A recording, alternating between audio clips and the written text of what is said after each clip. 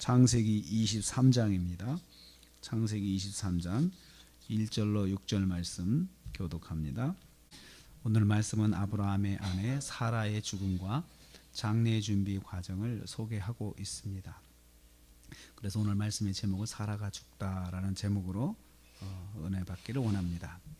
첫째로 아브라함의 아내 사라가 127세에 죽음을 맞이했습니다.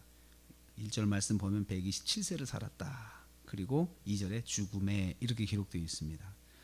사라가 127세를 살다가 죽었다고 기록합니다. 아브라함의 돕는 배필로 함께 고향 땅을 떠났던 믿음의 동역자 사라, 그리고 가나안 땅에서 온갖 고난을 함께 겪은 믿음의 동역자 사라가 세상을 떠난 것입니다. 이때 이삭의 나이는 37세입니다. 이삭이 장성하여 독립할 나이에 세상을 떠났습니다. 그래서 충분히 독립을 하고 이제 자기 삶을 살 수 있는 나이가 되었을 때 사라가 세상을 떠난 것입니다. 복된 죽음입니다. 세상에서 할 일을 다 하고 하나님의 부르심을 받은 것입니다. 그래도 아브라함의 마음은 당연히 슬픔과 애통으로 가득했습니다. 그래서 2절 말씀에 사라를 위하여 슬퍼하고 애통했다라고 했습니다. 모든 인생이 만나야 할 과정을 아브라함의 아내 사라가 맞이했습니다. 믿음의 사람 아브라함의 가정에도 그런 일이 일어난 것입니다. 우리는 인생에서 한 번은 사라 같은 시간을 맞이할 것입니다. 우리에게도 그런 날은 예비되어 있습니다. 그렇지만 또 우리가 이 땅을 살면서 참 사라처럼 하나님 앞에서 복된 삶을 사는 것이 참 복이구나라는 것을 다시 한번 생각합니다. 믿음의 가정에도 슬픔은 있죠.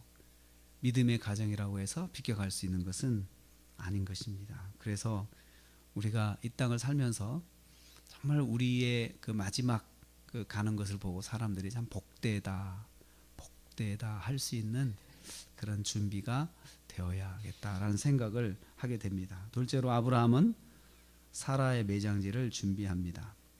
아브라함의 그 아내 사라가 죽었을 때 가장 큰 문제는 뭐냐면 고향 땅이 아니라는 거죠.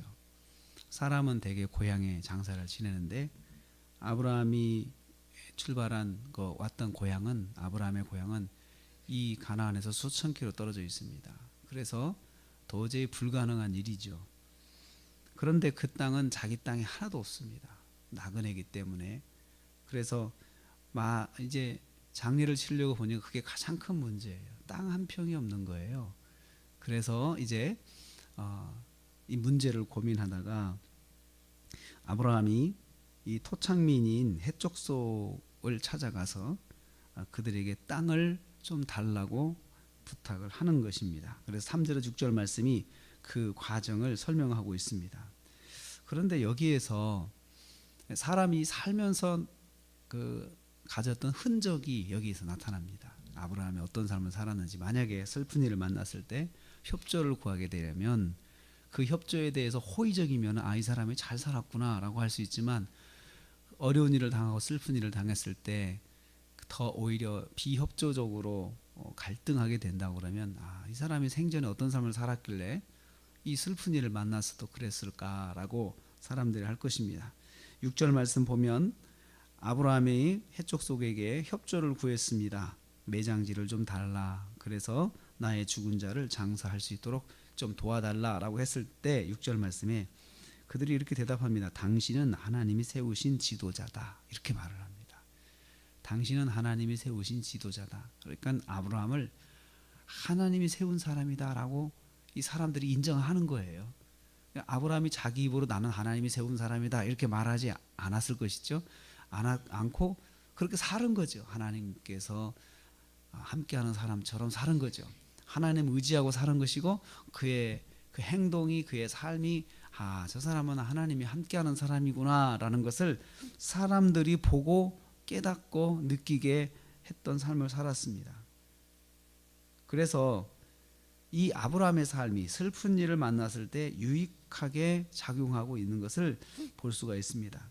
그래서 해족속은 자기들의 묘실 중 하나를 아브라함에게 내놓습니다. 그러면서 우리 중에 어떤 사람도 자기 묘실을 당신에게 내놓는 것을 거부할 사람 없습니다. 다 기뻐하고 즐거워할 것이고 영광으로 생각할 것입니다. 라고 그렇게 말을 합니다. 자신들의 땅을 아브라함에 제공함으로 아브라함의 슬픔에 동참하고 있습니다. 나그네의 삶을 사는 아브라함에게 최고의 협조가 되는 것입니다. 사라를 장례해야 할 아브라함에게 최고의 위로가 되는 것은 참 좋은 묘시를 써서 나의 죽은 자를 사랑하는 아내를 잘 장례를 치렀다고 하면 아브라함에게 큰 위로가 될 것입니다. 이 큰 위로가, 슬픔을 만났을 때 큰 위로가 어떻게 해서 왔습니까? 평소에 하나님을 의지하는 삶을 살아서 가까이 있는 사람들이 하나님을 알게 되고 그 사람을 통해서 저 사람은 하나님이 함께하는 사람이다.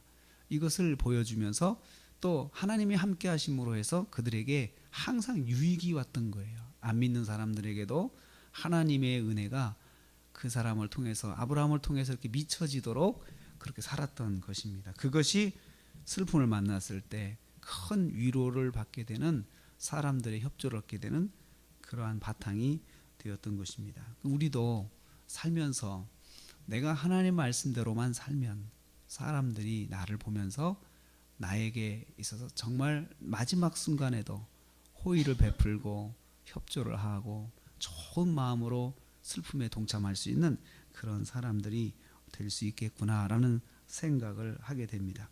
오늘도 우리가 하루를 삽니다. 하루를 어떻게 살아야겠습니까? 아브라함처럼 저 사람은 하나님이 함께하는 사람이다. 하나님의 사람이다.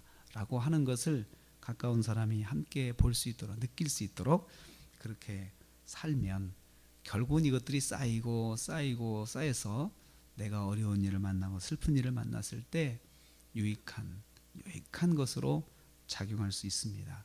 오늘 하루의 흔적이 나의 장래를 준비하는 것이고 나의 미래를 준비하는 호의적인 어떤 관계를 준비하는 것이 되는 것을 알 수가 있습니다. 그래서 오늘 또 우리는 하나님이 함께하는 사람, 하나님이 도와주는 사람, 하나님이 역사해 주시는 사람, 이런 사람으로 하루를 승리하시기를 주님의 이름으로 축복합니다. 내일 새벽은 오늘 한 7시 반부터 페인트 칠을 시작하거든요. 그래서 내일은 아마 페인트 냄새 때문에 새벽이 안 좋을 것 같아서 하루 쉬겠습니다. 그래서 사고 없으시기를 바라겠습니다. 다음 주 월요일은 아주 쾌적하게 새벽 예배를 드리시겠습니다. 기도하겠습니다. 하나님 아버지 감사합니다. 사랑하는 아내 사라가 죽음을 맞이했고 아브라함의 큰 슬픔 중에 위로를 받게 됩니다. 동네 사람들, 함께 사는 사람들이 크게 협조하여서 마음에 큰 위로를 받게 되는 아브라함을 보게 됩니다. 하나님, 그가 살면서 저 사람은 하나님이 함께하는 사람이고 저 사람 때문에 우리가 복을 받는다라는 것을 보여주고 살았더니 사람들이 슬픈 일을 만났을 때 도와주는 사람이 되었고 크게 위로해 주는 사람이 되었습니다. 하나님, 오늘 하루에 우리의 삶이 하나님이 함께 해주는 사람, 저 사람 때문에 우리가 복을 받는 그런 귀한 사람, 이러한 말을 들을 수 있는 하루가 되게 하여 주시옵소서. 하나님께서 우리를 동행해 주셔서 함께 하시는 것을 보여주시고 또 주님이 인도하여 주시옵소서. 예수님의 이름으로 기도하옵나이다.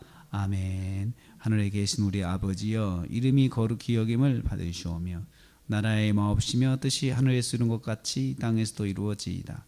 오늘날 우리에게 일용할 양식을 주옵시고 우리가 우리에게 죄진 자를 사하여 준 것 같이 우리 죄를 사하여 주옵시고 우리를 시험에 들게 하지 마옵시고 다만 악에서 구하옵소서.